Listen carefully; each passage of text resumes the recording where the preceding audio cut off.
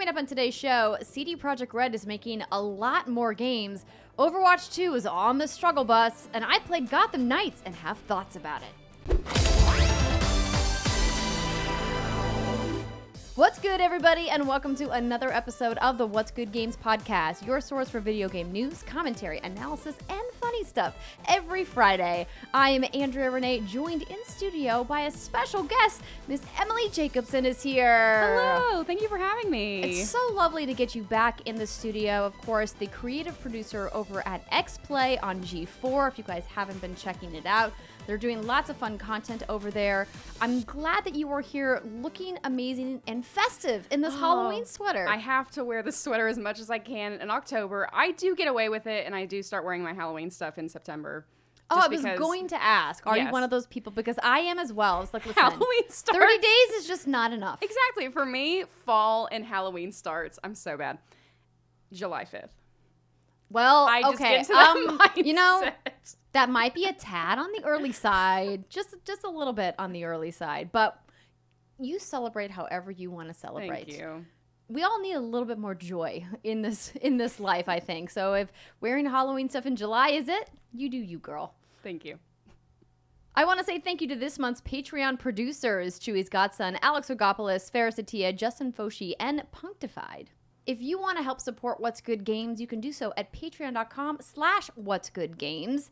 And thank you to our new podcast reviewers. We always like to say, if you don't have any dollars to throw our way, giving us a few minutes of your time is a great thing. And I have this really fun review from Jordan Grizzy? Don't really know how to say your name, Jordan, but I really love what you wrote. They wrote, "The gaming world can seem pretty cis-white angry man." True that. And this show brings back the beauty of gaming along with a cornucopia of guest hosts like Emily. It's not just about specs and leaks and awards, though very thorough when it is, but it's also very socially aware, thoughtful, and playful. Thank you, ladies. Now, thank you, Jordan, for taking the time to write that lovely review. We really appreciate it. We have some interesting news to talk about today, Emily. I was thinking about starting off with some of the older stuff, but then I was like, no, let's just dive right into this CD Projekt Red announcement that happened earlier this week. I am wearing my Witcher dress in celebration of the announcement that, yes, more Witcher is indeed coming, and a lot of it. Oh my gosh, yes. I was really curious as to why they decided to announce such a long pipeline of content, knowing that this could very well change 2-3 years down the line, because it feels like this is like a decade's worth of content. So if you missed the announcement on Tuesday, CD Projekt Red, I should say, laid out an extremely ambitious development plan, as written by Polygon, stretching far into the future, including confirmation of no less than 6 new games, in addition to the new Witcher game it had already announced, 2 further Witcher sequels, 2 Witcher spin-offs, and a sequel to Cyberpunk 2077. Clearly, the Steam charts have been doing very well for Cyberpunk since they have re-released. Plus, I should mention the creation of an entirely third original series, currently in early conceptual stages. So, don't put too many eggs in that basket. CD Projekt wisely put no firm timeline on any of this, but from what the studio said, it is possible to put the projects in a rough release order and to explain where the resources to make them will come from. Now, I'm not going to go through all of the details here, but Emily, when you saw this graphic that they revealed, what was the first thing you thought? Wow. Like you said, it was such a major announcement. All these Witcher games. I think I was most surprised by a sequel to Cyberpunk. I thought for sure it'd be like, we're going to do our best with Cyberpunk. We're going to improve it as we go. We're going to release the DLC. We're going to keep kind of adding a few content here and there, but then we're just going to go back to Witcher. So seeing them really, really further commit to Cyberpunk was very, very surprising, but also not surprising at the same time, since with the release of Edge Runners, that has helped revitalize so much love and so much engagement in the series. It was absolutely wild. I am one of those people. Am I replaying Cyberpunk right now? Yes, because I loved Edge Runners. And I think a big thing to think about, too, is, like you said, a lot of this can change. These are all just kind of code names for games, too. A lot of this can change down the line. Who knows what's going to happen. I think CD Projekt realizes that they need to do some really good PR and press, and why not jump on the current kind of uphill Cyberpunk train. And so just be like, hey, you like this show? You're playing our games. Here's what else we're doing. Because like you said, we know we've known we're going to get this new Witcher, which a lot of people have been speculating, from The Mask in the Snow. What's the Witcher school? Who's it going to be? Is Ciri going to be our lead?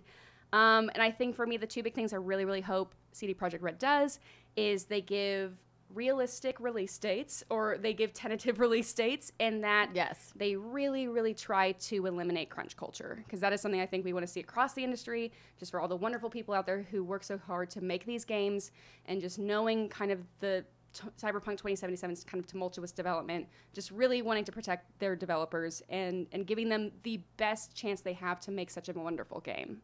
Well said. Absolutely. I couldn't agree with you more. It's really interesting, the resurgence in Cyberpunk, because they announced it's now hit 20 million units sold, helped, of course, as you mentioned, by the success of the Netflix anime series that's out now.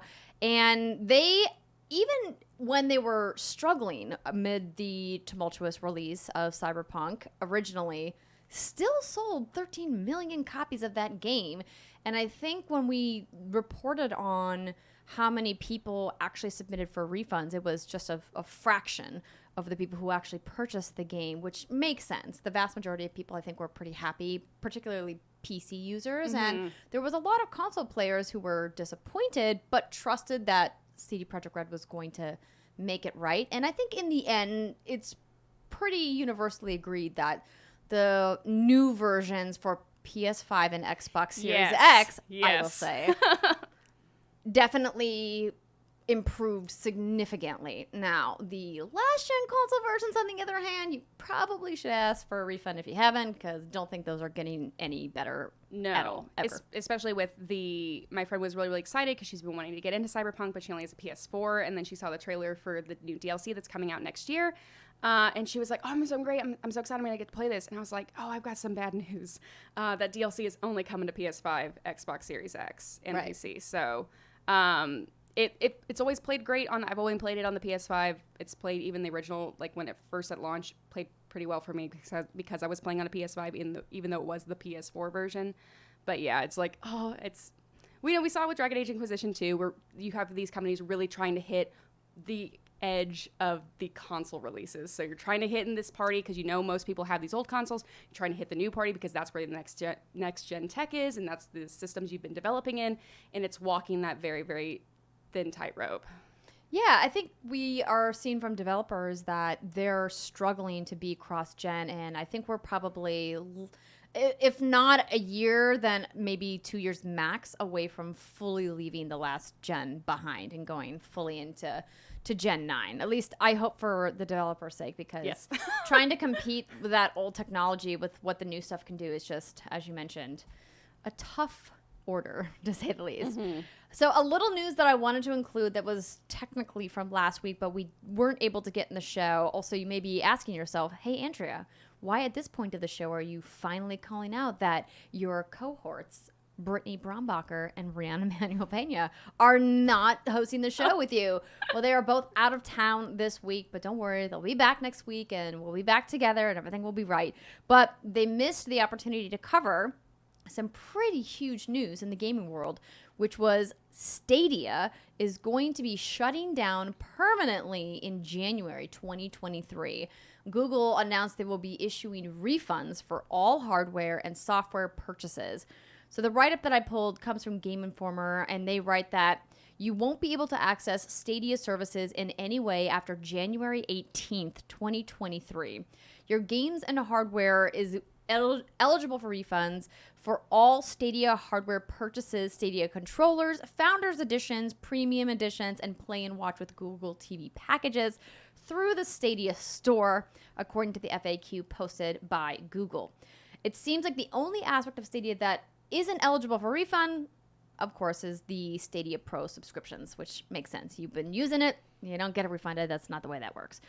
The company said that they intend to have the majority of refunds processed by the January 18th shutdown date. So I was so disappointed by this news. I think we all, on the industry side, saw the writing on the wall with this. I talked about my speculation that it's concerning that Google frequently, puts a lot of money into cool new stuff, and then is like, actually, we don't want to continue this anymore, and we're done.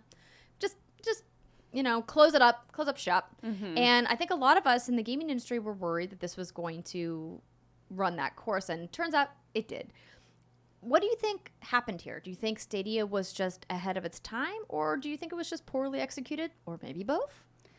I think a combination of both, and I think part of it has to do with the Xbox Game Pass. Xbox Game Pass is one of the best services on the market right now. Even Sony is going to have a hard time competing with that puppy. So you already have something that's available on PC and available on consoles, and then I think it's so tough. Like you said, it's so heartbreaking because we want to see a lot of competitors. We want to see a lot of options in the gaming industry. It's always so heartbreaking when we see like a giant like this kind of go down, because we know it's affecting jobs. We know it's affecting developers. We know it's kind of once again making that market a little bit smaller. And now all eyes are on Amazon. I feel Luna. You think Luna's next? Amazon's been really, really trying with their game studios too, and Luna. I think it's interesting that they have both. I think having both going for them is really, really strong. And I really, really want the Luna to succeed. It's so tough too, because when that news broke, I feel like a lot of the developers who were developing specifically for the Stadia were finding out at that time as well. And that was very tough to see online too.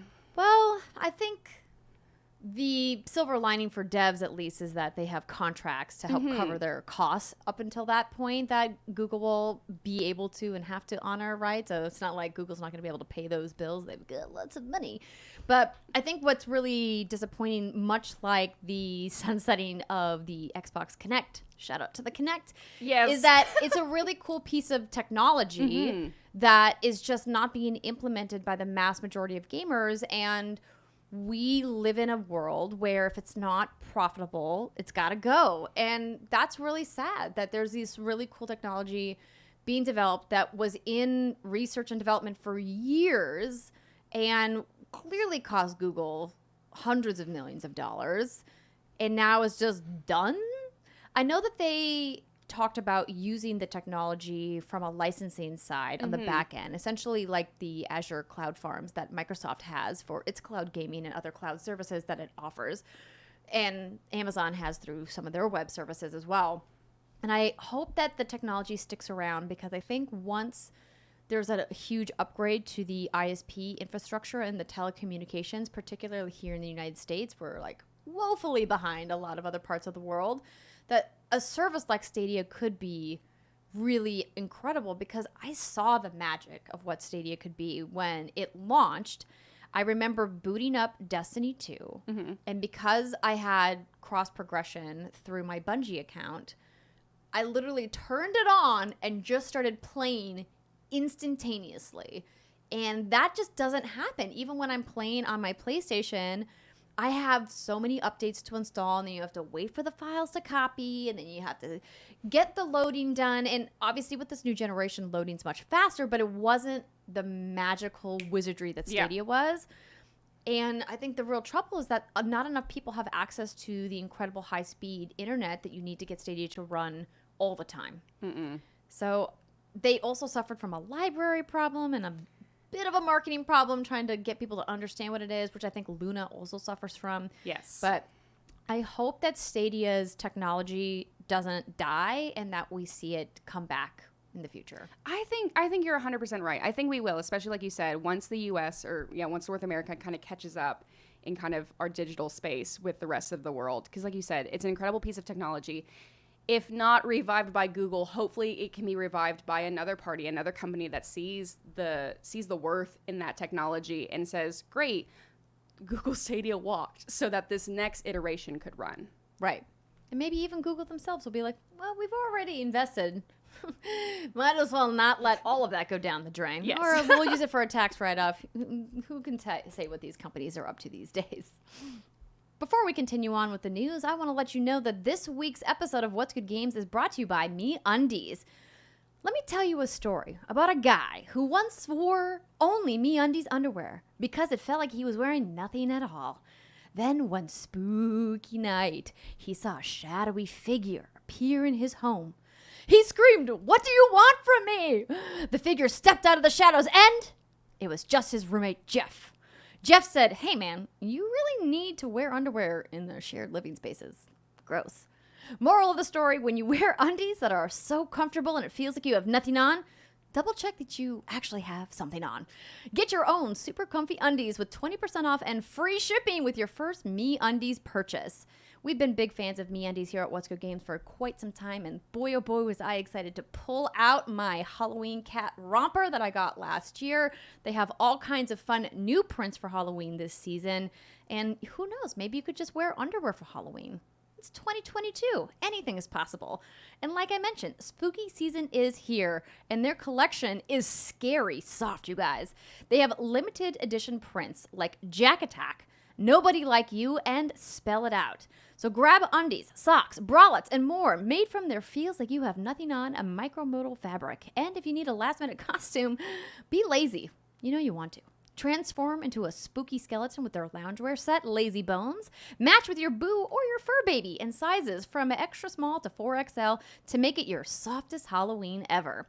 The Scary Soft hype is real, you guys. And if you're not impressed with MeUndies, your first pair is on us. Well, not us at What's Good. It's on MeUndies, to be clear. And that's a promise from them. To get 20% off your first order and free standard shipping on U.S. orders, go to MeUndies.com/WGG. That's MeUndies.com/WGG so they know What's Good Games sent ya. Let's continue on with the news, shall we, Emily? So, some bad tidings for poor Overwatch 2 over the last week. Man, you would think they were just having the opening weekend blues like almost every multiplayer game does, but no, it just keeps going. Why people want to keep sending them DDoS attacks? I don't know. Maybe because it's Blizzard? Are PC gamers just angry all the time? I think so. Have you been playing at all, or have you been like steering clear? We at Xplay have had a hard time even getting on. Yeah. One of our producers, Joe Gerardo, he started at 10:40 a.m. today trying to get on to play Overwatch 2 just to give it a whirl. And he kept refreshing and it would be like, great, you're behind 500 people, you're behind 700 people, you're behind 2,000 people. And then it'd be like, unexpected server issue, please refresh. And just nonstop notifications all day. We're making a joke like, we got to put a time-lapse camera up and just record like what is happening, because so many people just want to get on and play this game and see what's different. I think that's been the big kind of thing everyone's been wanting for, especially now that Overwatch 1, I combined those names. They totally just like turned it off. They did. Which I think we knew was coming, but we weren't fully aware of what the implication of that was, because it's so rare that games do this with the launch of a new game incoming. Like, I think about how long it took Bungie to turn off Destiny. Mm-hmm. Like, vanilla Destiny. that almost like that transitional period, that weeping transitional period. Yeah. Especially, like, it'd be interesting to see what would have happened had they left the original Overwatch servers on. Help offload some of the traffic. Exactly. Keep some people playing the original. Mm-hmm. You probably have people being like, great, well, I can't get on this one right now. Okay, I'm just going to go brush up my skills in OG Overwatch for a while and see if that would have alleviated traffic. And then, of course, yes, the DDoS attacks. So that was the big news, of course. It's not just that they had some server woes, which I think is to be expected, but PC Gamer writes that the launch on Tuesday has been less of a launch and more of a line. Thousands of players, including a few at their outlet, PC Gamer, have been stuck in a lengthy logging queue, only to run into a connection error after making it to the menu, as Emily just described. So Blizzard president Mike Ybarra tweeted this week that this isn't just the result of too many players trying to get in. It's currently suffering a DDoS attack. And this is not just a single incident. There has been multiple incidents throughout the week. And that is causing a lot of the drop connection issues. A DDoS, in case people listening and watching aren't familiar, is a distributed denial of service attacks, direct large amounts of internet traffic to specific servers, thus overwhelming them with more connections than they can keep up with. And they, of course, are dealing with trying to fix it. So that's a bummer, especially for the many developers who worked many long hours trying to get this game across the threshold and now have to deal with people being jerks on the internet. Mm-hmm. And it's like, it's DDoS attacks are pretty common. There's been a few that's happened even in 2021. Square Enix experienced a DDoS attack. I used to work at an old web-based company. We used to get DDoS attacks on our servers and kind of our online programs as well. Unfortunately, there are just, like you said, there's just negative people out there who say, I'm just going to do this. I feel like doing this today. And yeah, it's tough because we want to support the wonderful, hardworking people who deserve the support for making this next iteration of Overwatch. You've put a lot of time and energy into recrafting and re-upgrading this game. But yeah, it's just like, it's so tough. We're on top of lines and on top of people wanting to play it. There's also a group of folks who are like, no. I'm here to just fuck with you. Yes. And it's like, you know what? Find something better to do with your life, please. Direct that energy towards enriching someone's life, maybe making the world a better place. That would be really excellent if you could do that. Thanks. Just a request from me. Thumbs up. But I hope to be able to check it out myself. There was a lengthy beta period, so hopefully other people who are interested in it were able to check it out as well. And we'll give you guys an update on where the game is doing, or how the game is doing, I should say, next week on the show when, you know, more people have actually gotten the opportunity to play it. Who was your original Overwatch main? Oh, I jumped around quite a bit. I didn't have a main. Who did I spend the most time with? Gosh, I can't even say because it's been admittedly a couple of years since I played last. Because as fans of this show know, I kind of sprinkle my time in other multiplayer games. And when Overwatch was really big, I was like very hardcore into Rainbow Six. And Rainbow Six thankfully is still going and is still a lot of fun, but it was like that game required so much knowledge and precision of the operators that I didn't really have enough time to devote to learning Overwatch. And every time I would jump in to play, it felt like I would just get my ass handed to me and I would get sad and frustrated and be like, I clearly just need to practice more. And then it's like, well, now I have to split my time between Destiny and Overwatch and Rainbow and... Well, it's also on your team, too. It was not just you were not alone in that battle. It was your team not supporting you. That's fair. I typically would try to get a group of friends together to play, though I did solo queue, a good amount of times. And sometimes, like you said, you get paired up with good people, and sometimes you don't. It's like, please come back. Please, why are you going off alone? Why? Nope, this is a team game. Please, this is a team game. Stop soloing out there. Yeah, exactly. Did you have a main? I did. I mained D.Va. I mained Torbjorn, a very, very random main, and Zenyatta. Those were my three that I'd do a support if I needed it. I'd be a tank if we needed it, and then I'd be Torbjorn if I just wanted to have fun. Oh, you get a good roster. Yeah, very well rounded. Well, I look forward to having you back on the show to talk about Overwatch 2 someday when, things are going better for them. So go with God. Hopefully you guys will not get stressed. Don't get stressed. It's just all part of the process. Speaking of Blizzard and Activision Blizzard, Xbox launched a website earlier this week to show the benefits of its impending Activision Blizzard buyout. So this was one of the weirder stories that I saw this week. And I was like, this is something that in all of my years of covering video games media, I don't recall ever seeing a company really trying to stump for an acquisition deal that's under scrutiny.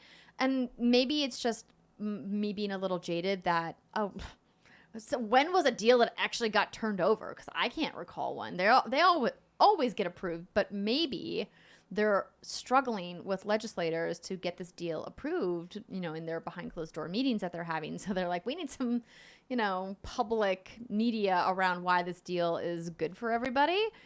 And enter in a website outlining their vision for gaming and what it claims are the benefits of the, in case you forgot, $68.7 billion deal for players, game developers, and the gaming industry as a whole. And according to the website, Xbox says that it will lead more games on more devices, more choices when it comes to purchasing games, and more variety for mobile gamers.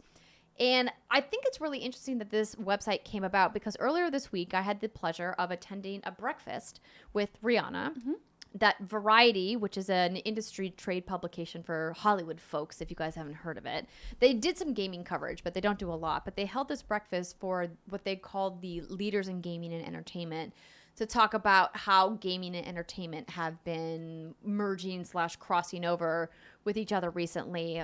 Riot was the keynote, obviously talking about the synergy, for your buzzword, between League of Legends and Arcane, the really popular Netflix series, which was fantastic.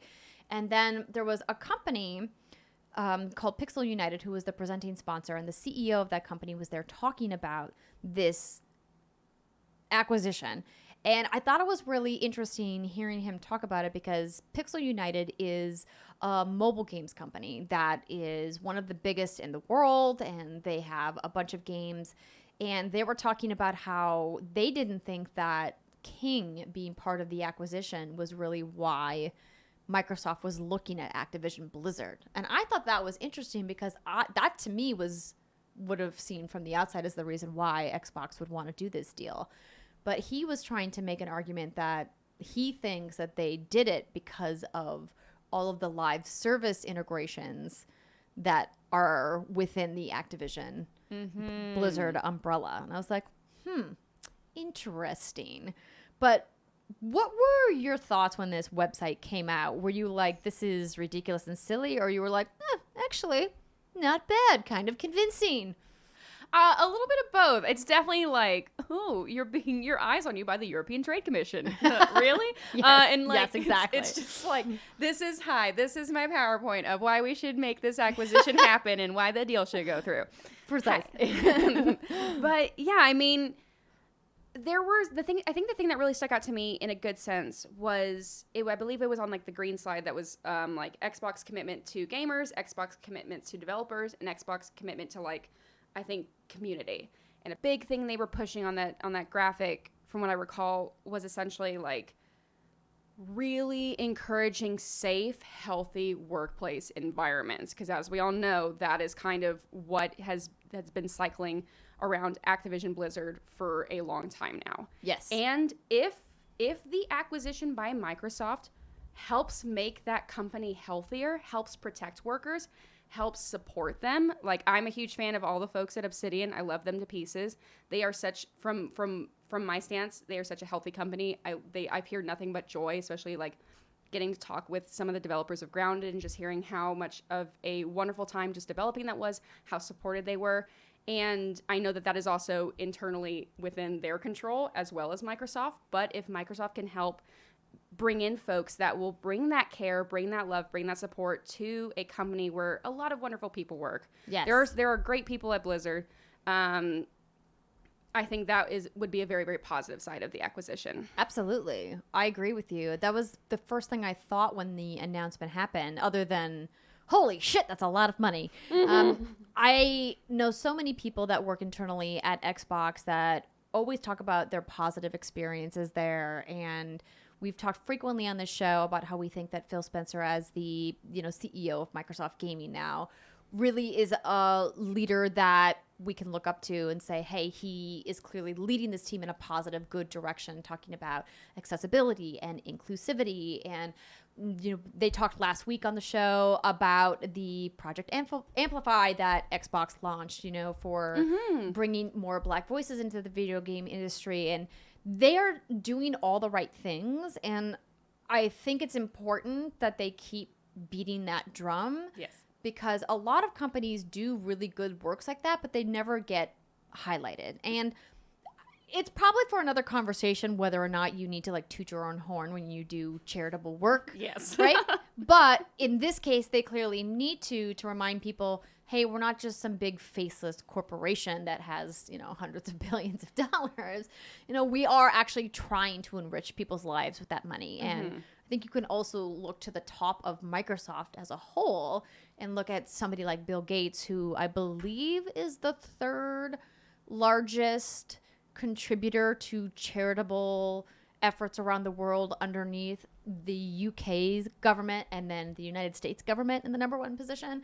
That alone to me goes, well, hopefully that trickle down effect of like Xbox and Microsoft as a whole, trying to make the world a little bit better, as it goes. Obviously, big corporations always going to be problematic in some ways, but I just had never seen something like this out in the wild of be like, this is why we should be able to do this thing. Yeah, because a lot of people, including Sony, are like, no. And I think it's interesting because we know, just kind of going back to the games, we've seen kind of it going back and forth. Is Call of Duty going to remain on PlayStation for how long? We've heard 3 years. And Microsoft is kind of like, well, we can have games everywhere. So I think it'll be interesting to see with all of the, if the acquisition goes through, with all of the Activision Blizzard games, it can go one of two directions. One, it can go the Minecraft platform, where Minecraft is still available on widely a ton of different platforms. All of the platforms. All of them still supported by Microsoft. Or it can go in the Bethesda route, where they are clearly like going to ensure or just make these next new games console and Xbox specific, like Starfield. I still can't believe I'm going to play, that's going to be the first new big Bethesda RPG that I won't be playing on my PlayStation. It's very weird to me, but that's why I have a PC for it, so I'm very, very excited in that respect. But yeah, I think it'll be interesting to see if this goes through down the line, what happens with games. I have a feeling it's gonna go through. Phil Spencer said that he feels good about the progress.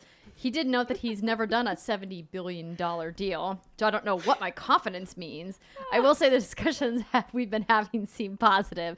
Really feel that's all you can say. So I just love how, like, when the Bethesda deal came out, everyone's like, wow, $8 billion. That's so much. And now it's just like, hold my beer. Yeah, like exactly.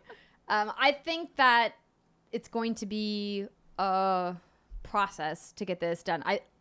I remember at the beginning of the year when this was, announced, we were like, oh, it'll be done, no problem. And here we are already. It's October and it's still not done. And I imagine there's got to be a little bit of uncertainty from the developers who are within the umbrella of Activision Blizzard going, so is this not happening, or is it happening? What's the plan here, guys? Mm-hmm.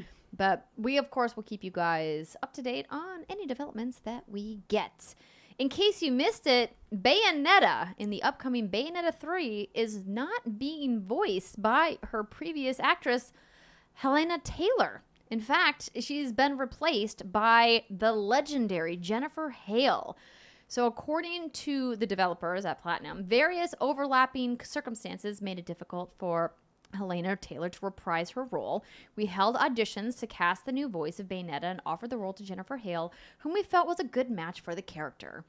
When I read this, I was like, how on earth is Jennifer Hale still doing auditions? She is a true legend, and we had the pleasure of getting her on What's Good Games a while back, and she's been a personal favorite of mine because y'all know that I am in love with FemShep. I got her to autograph this amazing lithograph from Mass Effect 3 back at PAX. What was that, 2017? No, earlier, 2015? I don't remember how long ago it was. I'm so jealous.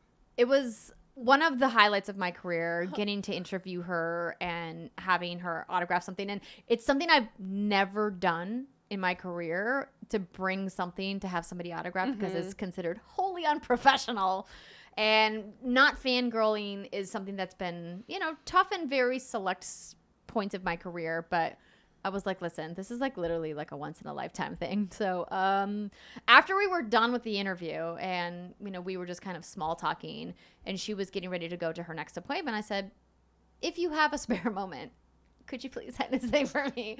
And she was amazing and wonderful. And of course was like, yes, absolutely. And she was great. So I am not bothered by this. Clearly there are people on the internet that are very mad about it, but I trust that she's going to crush this. Mm-hmm. And I think it's like with the internet, stay away from speculation. We don't know we have no idea what's going on in anybody's lives that can make this decision.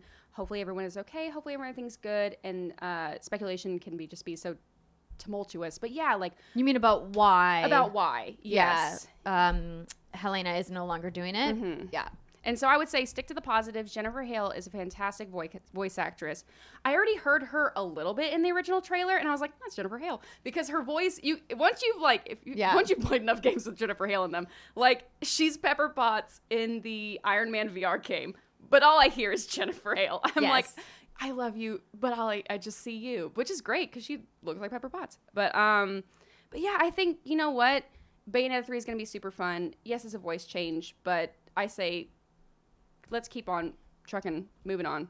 Yeah, and she's fantastic. She's going to deliver a fantastic performance as well. Absolutely. So just, have fun with the game. I'm sure it's going to be excellent. Mm-hmm. And that's all I have for the news for this week. When we come back, we're going to talk about what we've been playing, and that includes my preview of Gotham Knights. Stick with us, everybody. We'll be right back.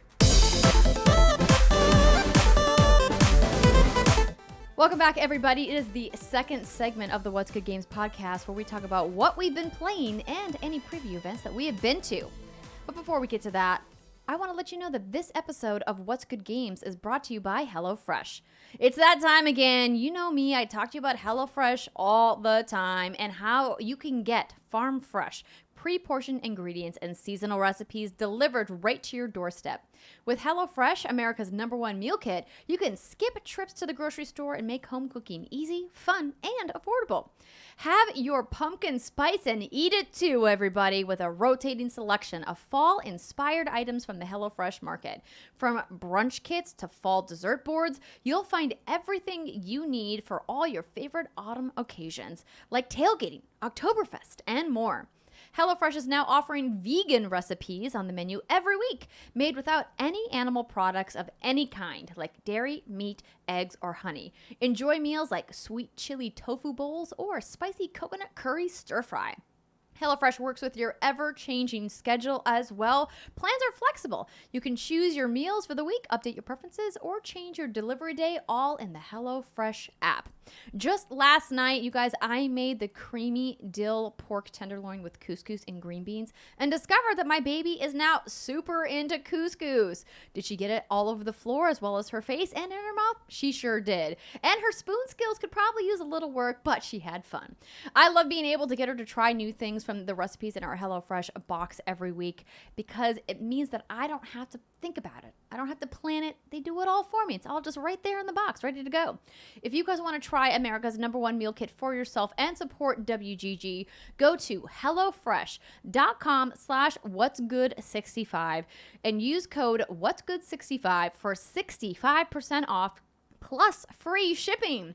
That's HelloFresh.com/whatsgood65 and use code whatsgood65 for 65% off plus free shipping, and so they know that What's Good Games sent you. Emily, I'm so glad that you are here on the show to talk about Cyberpunk and Splatoon. Yes. So let's talk about these before I dive into Gotham Knights, because it's kind of going to be a lot to talk about. Oh, yeah. So what would you like to talk about first? I'll talk about Cyberpunk. Okay. Because you're one of the people that are like in the charts, so going crazy for the resurgence. Gosh darn it. If Edge Runners is so good, and it does such a good job of showing you locations from the game and utilizing sound effects and sound cues and music from the game, that I was watching Edge Runners and I was like, I'm seeing people online, like Paris talking about it, like, oh, Edge Runners is so good. It got me playing Cyberpunk again. And I'm like, oh, maybe it will. And then as soon as I finished it, I was like, man, I need to go play Cyberpunk. Just boot it up. I did. And it's download the update file. Cyberpunk has turned into one of my comfort games. I think it's not a perfect RPG, but it is a very fun one. I love running around in the world. I love customizing my V. I love finding different quests that maybe I haven't found before. And I love trying new choices and exploring stories. So for me, especially during this time where, as a games journalist, we are just being like, this is Review-a-Palooza, as we're calling it at Xplay. Like, October through December is just nonstop with game releases. And so for me, I love having a game that I'm like, it's my touchstone. It's where I can go to. It's like my wind down game of the night. Do a little side quest, run around, maybe buy a new outfit. I love customizing my outfit in Cyberpunk. It's my favorite. Girl, we could talk about fashion show and video games all day. And it also has, like, I'm also a huge Watch Dogs fan, and I love just the ability to hack into. I really invested a lot in hacking this run, and so I now have a really. Wait. Yes. How many runs have you done? 3. Okay, yeah. Impressive.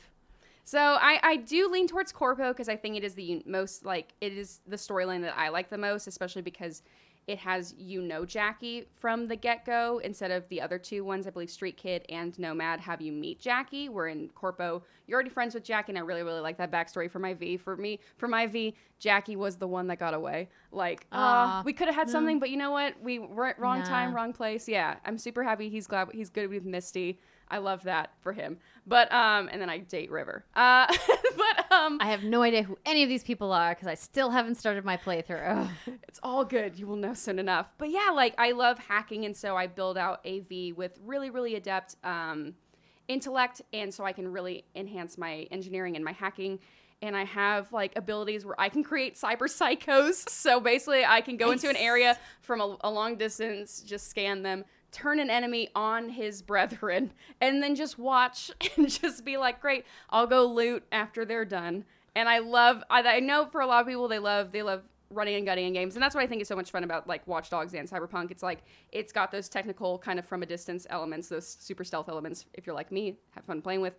Or you can just go in there and really, really build a V who's very, very melee heavy, who's got crazy like mantis arm blade limbs, or is just like a gun fiend. And so it's my comfort game right now. Edge Runners got me back on the Cyberpunk horse, and I am really curious to see what they do with that DLC next year. So I am saving a save that's about midway through the game that I will go back to for when that DLC comes out. Because that DLC is placed in the middle of the story, right? They confirmed that you don't have to finish the main quest in order to play it.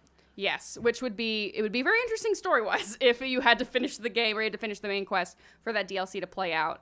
And it's really exciting. Keanu Reeves is doing the voice again. Yes, they confirmed Johnny Silverhand is back. Part of me is wondering if these were lines that they just already had him do in the session, and then they've just been saving for the DLC just to kind of get him I would imagine, all in at once. Yes. Yeah. Though they have the money that they could hire him again. Just call him back. Call up Keanu again. And yeah, that's going to focus much more around kind of like the United States government in the Cyberpunk universe, which is also very interesting. And if like you watch Edge Runners, I've seen a lot of people say like, I want to play in a Cyberpunk RPG game online. Check out our Talasaurian games. They do the Witcher RPG, and they do Cyberpunk Red, which is the new version of the Cyberpunk RPG. You don't just have to do D&D. You can invest in the actual Cyberpunk book. It's really, really good. Our Talasaurian Games has done a lot of care. I love their Witcher system, and I know that a lot of people have had a lot of fun with their Cyberpunk Red system. Interesting. I have been meaning to, and it's been on my list. I've talked about it, how I want to play now that the new console version is out. And it's just one of those like, man, just added to the backlog pile of stuff that I've got to play. But all I hear is wonderful things about all of the improvements that they've made to the game, because I was not like you. I really had a hard time on both consoles. So my experience was I started on Xbox Series X, too broken to play. Started on PlayStation 5, too broken to play. And I bought that like with my own money. And then I was like, okay, let's try Stadia. Why not? Also just had no success in playing the game. So I said, you know what? I'm banging my head against a wall. I'm just going to stop playing for a little bit, and, I'll go back to it eventually. And now everyone's like, it's time to go back. Go back now. I'm like, okay, but now I'm playing Dreamlight Valley, so I'm kind of screwed. Which is also so good. That's the game I need to get better about keeping up on, but I put it on my PC. I'm a fool. I should have put it on my Switch. Well, there is cross progression, so I'm playing on Game Pass because I wanted it for free. Yep, I have it on Game Pass. Despite the fact that my husband worked on this game. Yes, take a shot. We're not talking about Dreamlight Valley, but my goal is to eventually move my save onto Switch once the full version comes out later on. Very excited. Yes, but I'm glad that you're having a great time in Cyberpunk. And of course, Splatoon 3 has been out for a couple of weeks now. And we had Janet Garcia on to talk about it. She's very big into Splatoon. She talked about the last Splatfest, which was gear, grub, and fun. Which one did you go with? I went with grub. I have trusted, That's what I would have picked. I have trusted my friend to lead me to victory on the last two Splatfests, and I have been on the losing team, on like the righteously losing team both times. So who won the Splatfest? Gear did. Oh, well, Just as they did Team Rock. I see you all. Important. I see you all. I was team Paper the first one because I love Big Man. Big Man is the big stingray. My favorite character design. I love him. He's beautiful. And then I was like, okay, as Bannon Island, I'm not gonna be Team Fun. I'm gonna be Team either something realistic. Yeah. So I was like, a lot of people were going Gear, and I was like, you know what? I'm gonna be Grub. And yeah, just didn't like the squad that I teamed up with over Discord, and we played for like 3 hours on that first Friday night of the Splatfest. Great, we killed it. We even like customized our victory poses to all be the same exact one, so it was just one app. We were so coordinated. Nice. It was great, but I think I tried to play a little bit on Saturday. I know with this specific Splatfest, there was a little bit of kind of tumultuous. It was a little tumultuous because I didn't hear there was drama. Well, in the world premiere Splatfest we got before the Splatoon 3 launch, which was Rock Paper Scissors, there was a lot of tricolor turf wars, which is the new advancement to the series. Now that the Splatfest teams are kind of split into 3 instead of 2, these tricolor turf wars are really, really creative. Basically, you have the team that is currently in the lead at the halftime versus 2 people from the other team and 2 people from the third team. And it's just an all-out color war. And that's where you can really start to reclaim ground again for your team. And it's really, really creative, and it's really, really cool. But I kept seeing online, and I kept experiencing for myself, so many people were having a hard time finding tricolor turf wars. I was in lobbies for tricolor turf wars in this current Splatfest, and it kept throwing me into normal battles. And that was a little bit frustrating because there were so many during the world premiere. Nintendo did say that they were releasing a patch that was going to like limit them, but I don't think anyone understood to how much. Interesting. I wonder if they did that intentionally to prevent people from spamming them to try to alter the standings. I think they're still trying to find the middle ground because this is Balance like I said, it, yeah. This is new. This is new. This is a brand new advancement for the Splatoon series, kind of like how Salmon Run was in Splatoon 2. Salmon Run kind of changed the Splatoon game. So I can see that it's like there's a few things you need to kind of fix and adjust here and there just to make it the best it can be. But Splatoon 3 is the best Splatoon we've gotten so far. Oh my gosh, I love this game. I had a really great time when I played Splatoon 2, and it's, again, one of the games that I want to spend more time with because it's such a wholesome, like, joyful game, and it's so innovative and unique in the mechanics and the way that the ink is, and it feels so satisfying when you're like spraying your ink everywhere, and it can get really competitive. Oh yes, I curse like a sailor in my house when playing Splatoon 3.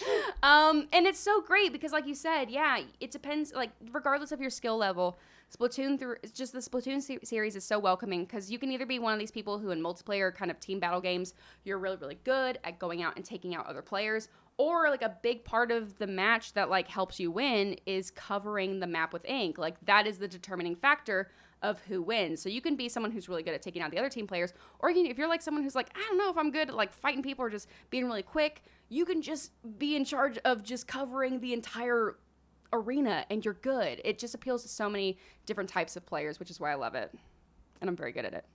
I love it when people love things. That's just wonderful. I realized while we're talking about people loving things that we didn't ever explain why there is this adorable little stuffed animal sitting next to you on the desk here. It's dog meat. It's dog meat. Well, I was like, we never talked about why we put dog meat on the desk. We didn't. So, October 7th marks the 25th anniversary of the Fallout series. I honestly can't believe it. It's hard to imagine that the Fallout series, it's hard to imagine that the Assassin's Creed series has been around for 15 years. Yes. It's even harder to believe that Fallout has been around for 25, but it has 1997. Bethesda, you old. Bethesda and Interplay. Oh my gosh. Just, oh man. And it's such an interesting series that has just evolved so much and has caused, like, there's people who love Interplay. There's people who love Bethesda. I'm someone who just loves this creative, weird, atomic age aesthetic, post-nuclear apocalyptic world. And it's just wild that it's 25 years. And yeah, Bethesda's doing a lot of fun stuff to celebrate. I believe Fallout 76 is free to play for the next week. If you want to give Fallout 76 a try, if you're a Fallout fan, you'll like it. If you're looking for a multiplayer game, it may not be your cup of tea. But yeah, Dogmeat from Fallout 4. I love these games. I think they're so creative and fun. Todd Howard earlier this year, I think just a few weeks ago, has confirmed Fallout 5 is in the very early stages of development. Put it in Todd, Texas. Don't talk to me about Fallout 5. You need to talk to me about Elder Scrolls 6 first, Yeah. boo. Okay? That's first. That's for oh, Right? 100%. Like, no offense, Fallout stands, but... We've got a lot. We got 4, and then we got 76. And then you got the mobile game, too, which yes, was really Shelter, good. which Shelter. is very good. So, we haven't had anything since Skyrim. I know that they released it on 17,000 different platforms over the last 10 years. Yes. But I need more Elder Scrolls other than this random teaser that they gave us at Bethesda Land, which was like 4 years ago now. Mm-hmm. We need some, and Todd promised he said we wouldn't start getting information about new Elder Scrolls until the next generation of consoles. So It's been 2 years now, it's been Todd. 2 years, Todd. Once you get Starfield. Starfield's coming out, in like, 6 months, 5 months, whatever it is. Don't make us wait until next E3, please. No. We're probably going to have to, though, aren't we? You think? We're not going to. Maybe Game Awards? I think probably not. Game Awards will get Starfield's release date. Wait, E3 didn't they announce the release date? No, they only put it in the there's no current release date for Starfield. It was just in the here's the games coming out within 1 year showcase for Xbox. So the current speculation, my current speculation is that it may release in May. However, I could see Todd really, really wanting to stick that November release date. He loves having his November games, aka Fallout. His Fallout games in Skyrim came out in November. But yeah. So that's and also too, if you watch this is I'm such a nerd. I thought for sure they were talking about May being the release date. There was a date in the Starfield gameplay that said like May 10th, 20 something. It was the date it was in the universe. So my speculation was that a little nod to the release date? Maybe not. But that's when Zelda's coming out. Yeah. So like I said, I could see Todd releasing it in May or June, or I could see him holding it until November. Please don't. Please don't hold it till November. Give me all the planets. Oh, I'm so excited Go for this rogue game. and release it in January, you coward. Just do it.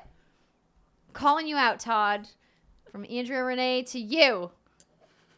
Release the game, please. Thanks. And then we can start on Elder Scrolls. Love you. But I love that you are such a big fan. The last time we had you on the show, you gushed about Starfield and how excited you were because we got that big gameplay trailer from Summer Game Fest. And on my Twitter, I'm such a Bethesda fiend. I have broken down the set shots of the Fallout TV show from Amazon, and I have listed speculations of what I think the plot is, how I think the show will go, what we know about the world so far.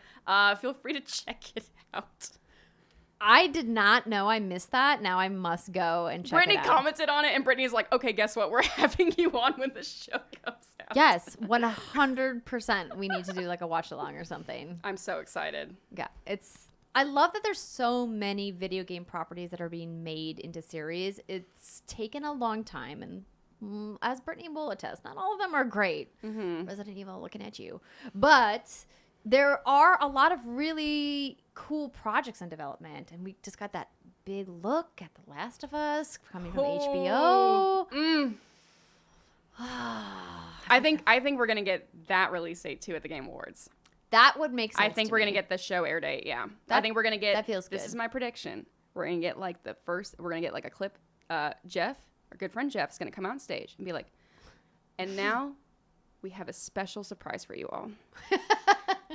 Here's a clip from HBO's upcoming series, The Last of Us. And everyone's going to be like, oh! And then it's going to be the prologue. It's going to be with Joel and his daughter. It's probably going to be the couch scene. Or maybe it may be them in the truck. And the scene ends right when they encounter the first kind of zombie and that chaotic moment in that prologue. And then you're just going to see the date flash at the Game Awards. That's my prediction. That's a good prediction. I like it.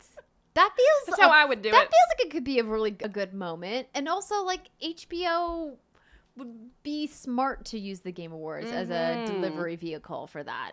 Because that's the get hype crowd for this show. Clearly, people who subscribe to HBO Max are going to stumble upon the show even if they've never heard of the game because, this type of post-apocalyptic thing is popular. But, I mean, you want the internet hype. I like it. Well, maybe we'll have to have you back for our Game Awards prediction show, and we can all have our as Tim Getty says, our get hype Gatorade moment for the Game Awards this year. But now I would like to talk about my meaty time with Gotham Knights. So last week, what is time? Warner Brothers invited me to come to their studio and play Gotham Knights. I got around 3 hours of time with the game. I was playing a build on PC, but was playing with controller because y'all know I love my dual sticks. And I left thinking, dang, that game was fun. I can't wait to play more. But obviously I have more precise thoughts about it than that. So let me pull up my notes here. I was a good girl and took actual notes. I even wrote a little script about some of my thoughts. So I also have a bunch of gameplay that I'm going to show you guys, and this is all capture from my playthrough. If you want to check out trailers, you can do so, obviously, on the internet. They are available. But I had the opportunity to play the beginning of the game. They let us do a little bit of a tutorial. They then fast-tracked us a little bit further into the game so we could experience some higher-level combat. I'm going to try to keep this as spoiler-free as possible and know that I'm not intentionally giving any spoilers. There will inevitably be a few very light story spoilers in some of the gameplay that I'm going to be showing. So if you want to go in completely blind, then you might want to just skip past this section using our handy timestamps in the show notes. But if you're like, I want to see it, then stick around, friends. Okay, so let me pull up my gameplay for y'all. So, Emily, did you play the Arkham series when it came out? I played Arkham Asylum, and then I've watched playthroughs of Arkham Knight. Okay. So you never played the full trilogy? No, I just played the first, but I loved it. Okay, so were you a fan of the very moody Batman stylings? Was it the combat that you liked? Like, when you think back to your time with Arkham Asylum, what was the thing that you're like, I really enjoyed that part of it? I think for me, it definitely was kind of just the interpretation of the Batman characters. What's what I look for. I love comics, and so my favorite thing to look for in any kind of medium, film, animation, TV, video games, is how does this team or how does this crew interpret these characters and present these characters. Harley Quinn has had such a fun evolution across all these games. I love all her different costumes. She's great. And yeah, I mean, I felt like it was such a great, it made me feel like Batman. It's a game that made me feel like Batman, which like check off the list. The game did its job. And I know that it's garnered such a wonderful kind of like love and fandom over the years, and rightfully so. And I remember when I saw the announcement for Gotham Knights, I was like, oh my gosh, this is going to be so much fun. It's 4 different characters. They've had to build a world for 4 different play styles, 4 different types of fight styles and kind of exploration styles. And then I was hoping too, like, part of me is crossing my fingers that, I mean, this first thing I thought was down the line, oh, are we going to get like Cassandra Cain? Are we going to get the other kind of more distant members of the Bat family maybe as DLC? Who knows? Maybe. Who knows? But I'm so excited about this game. I'm so excited to hear your thoughts about it. So for people who have not been following the coverage of this game, it is single player, but you can also play in 2-player co-op. There are 4 heroes to choose from. They include Batgirl, Red Hood, Nightwing, and Robin. And here's a little bit of gameplay for you if you want to check this out at youtube.com/whatsgoodgames. I also have some full gameplay clips posted there as well if you guys want to check those out. What I really like about what I've played so far is that these characters all feel really different out in the world. And what I mean by that is the combat between each of them feels really different from what I've played. I want to make the caveat, of course, that I've only played a couple hours of this game. Is it fully possible that after playing 5 to 10 hours of this game that it's going to start to feel a little monotonous or a little samey, or some of the AI enemies are going to feel like, I've done this, been there, done that? Yeah. That's fully possible. But what I've played was really fun. So I spent the majority of my time between Batgirl and Red Hood. So I wanted to obviously check out Batgirl because, Lady Bat with the cape, so fun. But I wanted to do my due diligence and try one of the dudes. And so I tried out Red Hood because I really wanted to pick a character who felt different than Batgirl. Because having played the DLC for some of the later Arkham games, we got to play with, Robin and Nightwing and those. And they absolutely had like more of an acrobatic kind of vibe, very similar to Batgirl. Whereas Red Hood is, more tanky, more weighty, kind of feels more like the bruiser of the group, which is really interesting because his backstory, and I'm not going to go like deep into his lore because this is not that podcast, but here's a little bit of one of the cutscenes that he is in. But he died. He was killed. And while he was the Joker, no, excuse me, when he was Robin, he was killed by Joker. And I believe, right? Is that correct? I think that's correct. And he is resurrected by mystical powers. And he comes back as Red Hood. And because of everything that he's been through, it really changes how he interacts with the other characters, because turns out being dead and coming back is stressful and traumatic. Not the biggest Batman fan. No. He has very specific thoughts about Batman, which he will tell you about. And that to me is what was interesting about my demo, is kind of getting a glimpse into how these characters are going to interact with each other. Now, I made the comment on Twitter that they felt a little bit more angsty teen than I wanted. And they did, and I don't know if that's because they are just physically younger than Bruce Wayne in the lore of this game, or if because they're struggling under the weight of their grief of losing Batman and losing their mentor, and then being like, well, what do I do in the world? Like, where is my place? Who is the leader among us? Who's going to like take up the cowl, right? And be the person who's going to become, the new like Dark Knight of Gotham City. And so I think the game is planning to explore those narratives and where that goes. And in my demo time, I intentionally tried to stay as far away from narrative as possible, because I was like, listen, I'm going to replay all of this. I don't want it spoiled for me either.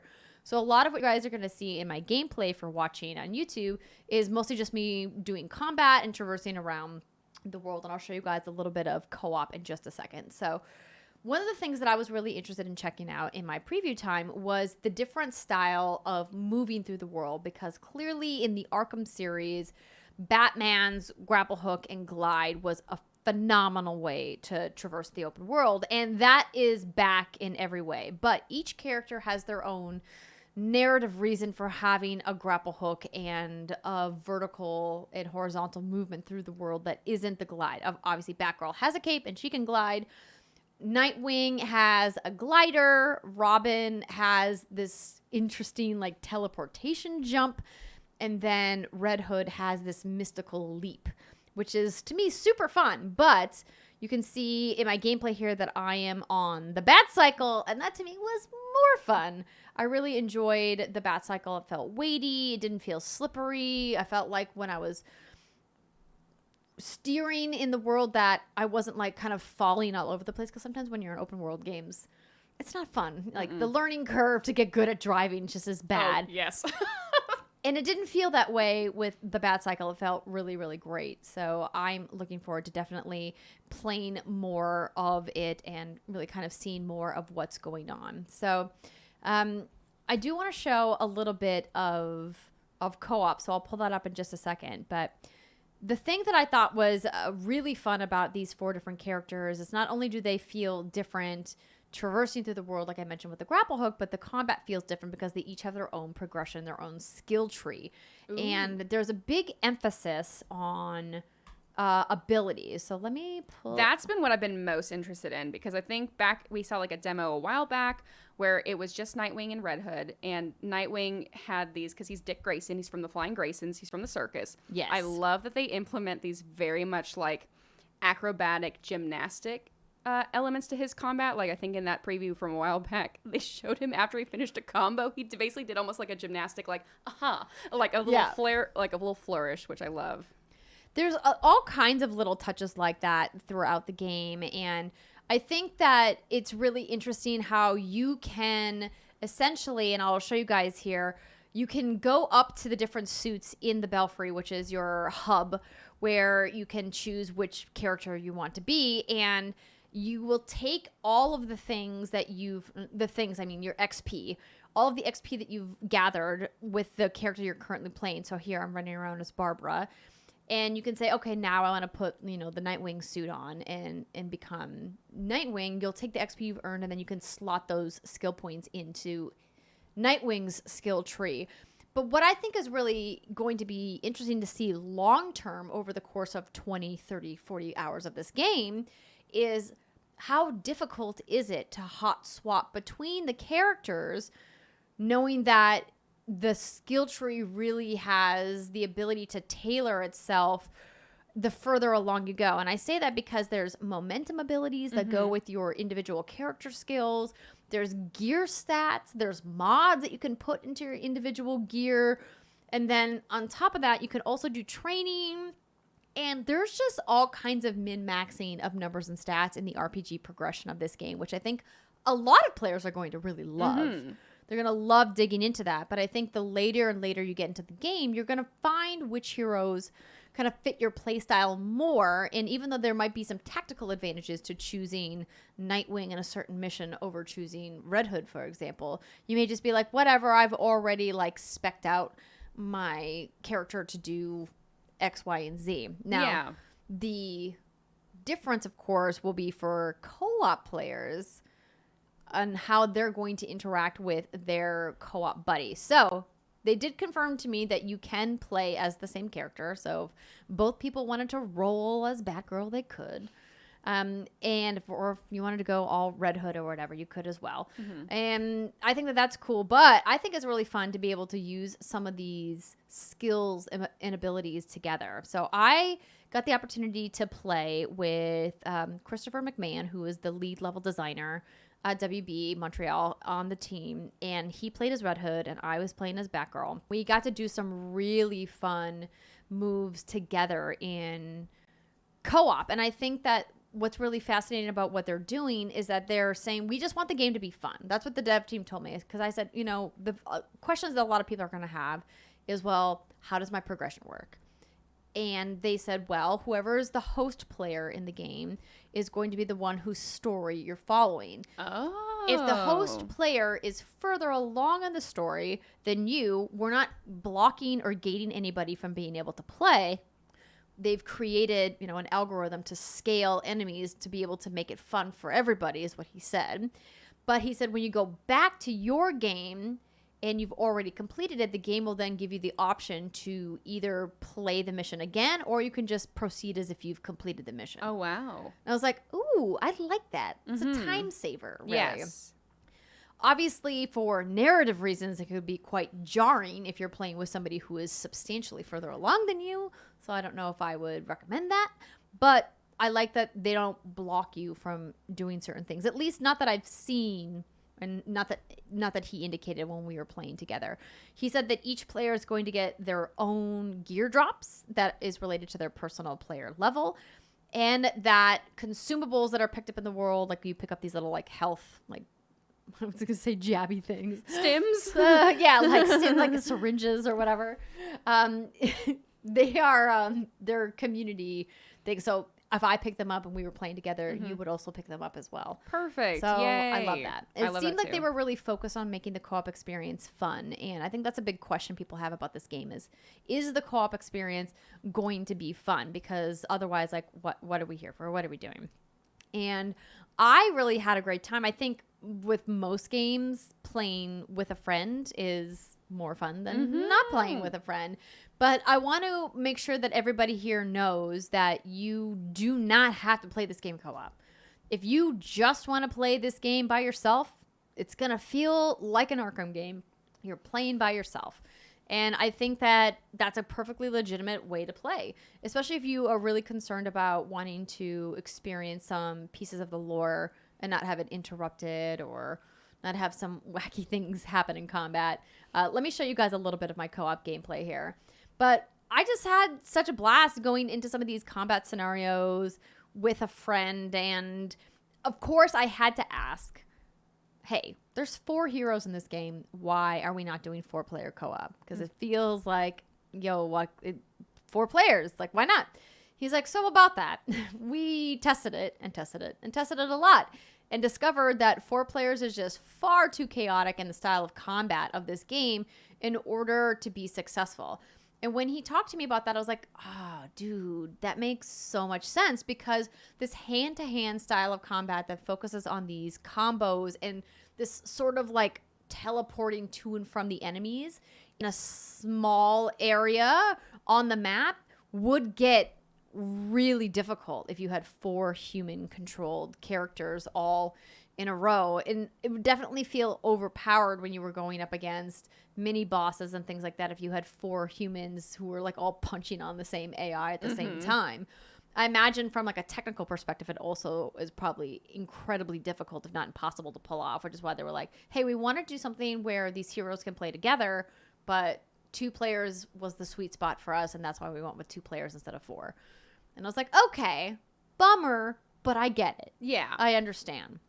So in the gameplay that I'm showing now, it's me and Red Hood playing together, and he's showcasing this cool duo move where Red Hood will hold an enemy, and then I can come in and hit the X button on the controller, and then like executes this really cool animation where we do like a dual takedown together.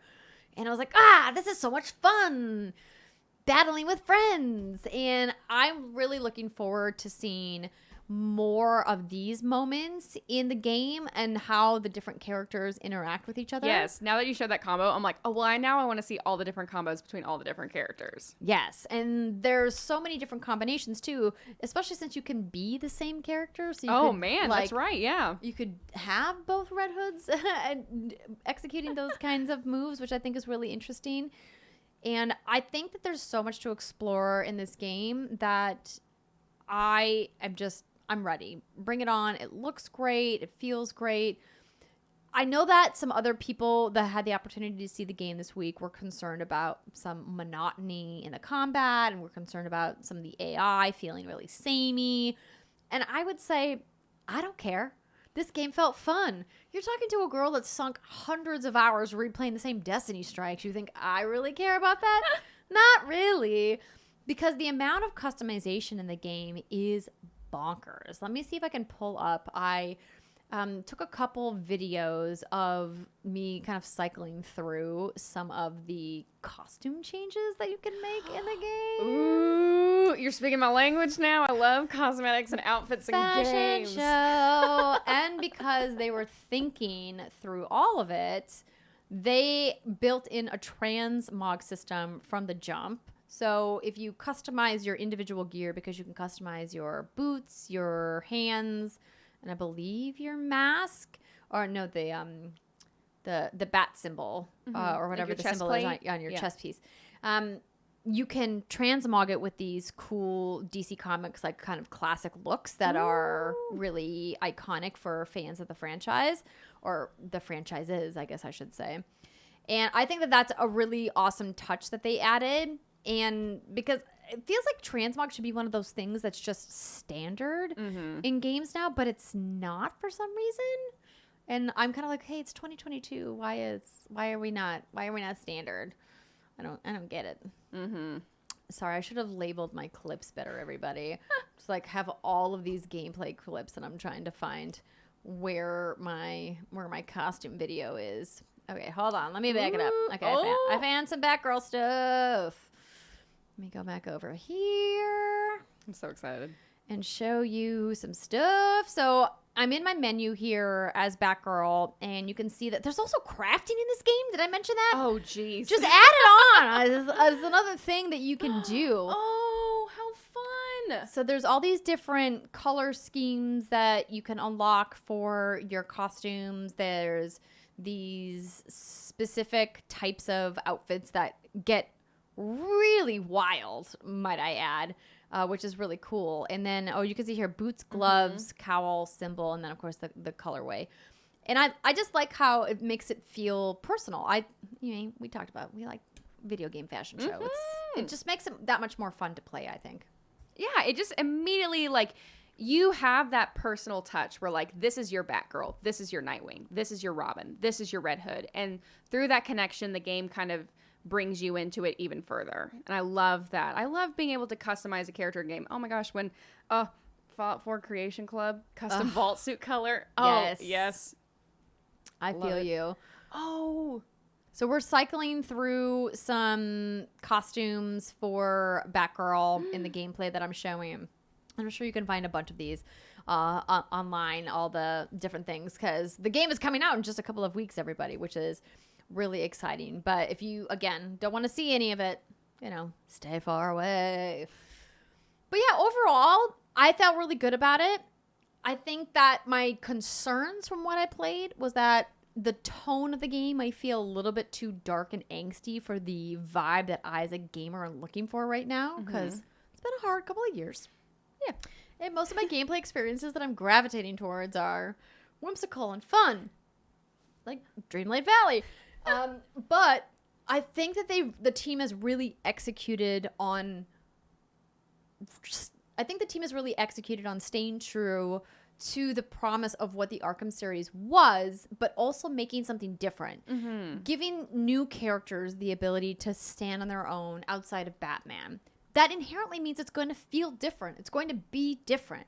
So if you approach this game thinking, I want it to feel like Batman fighting, then you're thinking about it wrong. You have plenty of games where you can go experience that. Yes, the Arkham series is still available for you to play among many other Batman games. But I like how they're testing out different characters, and we're seeing how these characters are struggling with the weight of being Gotham's protector, and they're struggling with the power dynamics among their own group about who's in charge, how do we approach all these villains, who's responsible for what, and the evolution of those characters I think is something that is going to be really exciting to see how Warner Brothers is going to execute when we get the game. And the progression system feels like it's just got a lot there, a lot of meat for people to dig into. And I hope it feels like there are meaningful choices when we get to the end game. But we're not going to know that until the game comes out. Again, that's why this is a preview. It's a preview. That means the game's not out. Anyway, I've talked enough about Gotham Knights. Thank you again to Warner Brothers for inviting me out to play. Can't wait to play more. It's going to be fun. I'm excited. So who do you think you're going to main in Gotham Knights? Batgirl. Yeah. I look, the cape, right? It's the cape. It's the cape. It's the lady. I gravitate towards the lady characters. I love her. I think Barbara Gordon has such a cool story. I think in this one too. From what one of my other producers was telling me, she's post-Oracle Batgirl, which is a very unique take on the character. And so that's what I'm most excited about. Like, I'm not a Batman lexicon, but like I love the animated series back in the 90s. I've loved the films. I've dabbled in the comics. But that's what I'm really excited to explore. And just like, roam around this really, really creative world. All the environments, the environmental storytelling from like the clips you were showing, that's what's getting me really excited for this game too. And also just the mystery. Is Batman really dead? Is he dead? We keep saying he's dead. Yes. No, they were very clear at the preview event. They're like, to be clear, dead, please. Batman is dead. Please. He's dead. Stop asking us if he's not dead. He's fucking dead. They didn't say that. I'm paraphrasing. But they're like, he's dead. He's just truly just dead. He's dead. Did I say he's dead, everybody? Batman is dead. Batman is dead. He does show up in the tutorial, like, augmented reality space, which is a nice little nod to be like, oh, Daddy, we miss you. But he's dead, everybody. He's dead. He's not coming back. So put your speculation aside. At least not in this game. He's not coming back. Okay, everybody. Thank you so much for hanging out with us. Emily, we didn't even get to talk about some of the cool stuff that you're working on. Oh, shoot. Yeah. But thank you so much for coming by the show. If people want to follow your work and check out what's going over on Xplay, where should they do that? You can follow me at on Twitter at frankly_Emily. That's where I post a lot of things I'm doing. I share a lot of my VODs. I give teases to a lot of projects I'm working on. And I also I'm on a Mass Effect tabletop RPG podcast called Adventum. So feel free to check that out if you're interested in some tabletop RPG podcasts and you love Mass Effect. But yeah, and also go check out Gerard the Completionist channel. I was the co-creator and one of the writers and producers on God of War. Yay! Which is essentially like a parody office-style parody show that is, what do video game characters do in between releases? Well, they take temp jobs. That's in the form of meal delivery services. That's in the form of office work. You name it. It's so silly in the best way. It was such a joy to work on, and we've got some stuff in mind for a potential season 2. Oh, so if you want to check out your season 2, you say. If you want to see a season 2, please go check it out on Gerard the Completionist channel if you haven't already. And of course, like Andrea said, I am a creative producer on Xplay. We got a bunch of really cool Xplay projects coming down the line nonstop. Go check out youtube.com/Xplay. I just did we revisited all the Assassin's Creed games, including all the mobile ones. Oh my gosh. Wow, that's an effort. I didn't realize how many mobile games there were. And we've got a fun Fallout Anniversary VOD coming out. We've got a lot of good stuff in the works. Some Ghostbusters stuff coming down the line. It'll be really fun. Y'all are doing some cool video game shit over there. We are. That's wonderful. Thanks. Well, congrats on a successful launch of your series. And as she mentioned, you can follow her. We'll put those links down in the show notes for you guys. Enjoy the rest of your week or weekend whenever you're listening to the show. And shout out to everybody who are my end of podcast homies. I appreciate everybody who has sent me messages being like, Andrea, I'm here at the end of the podcast. I heard you. Bye, everybody. We'll see you next time.